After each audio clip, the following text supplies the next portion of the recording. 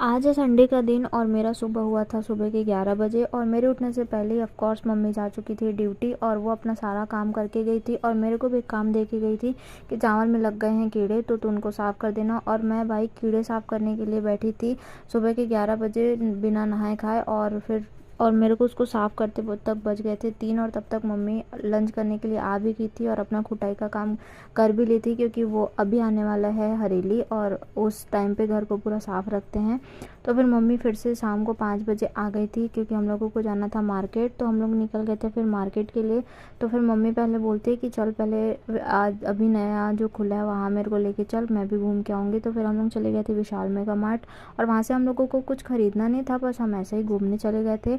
और 1-2 दिन पहले ही हम लोग गए थे सब्ज़ी ख़रीदने, तो सब्ज़ी तो था पर थोड़े बहुत एक आध दो सब्ज़ी हम लोगों को लेना था। और फिर वहाँ से हम लोग चले गए थे कपड़ा दुकान क्योंकि मम्मी को वहाँ से ख़रीदना था पूजा के लिए कपड़ा।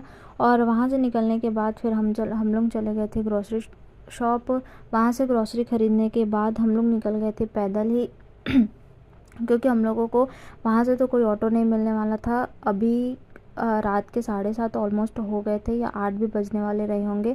तो हम लोगों को यहाँ से कोई ऑटो नहीं मिलता तो हम लोग सीधा जाने वाले थे बस स्टैंड क्योंकि वहाँ से हम लोगों को फिर बस मिल जाएगा।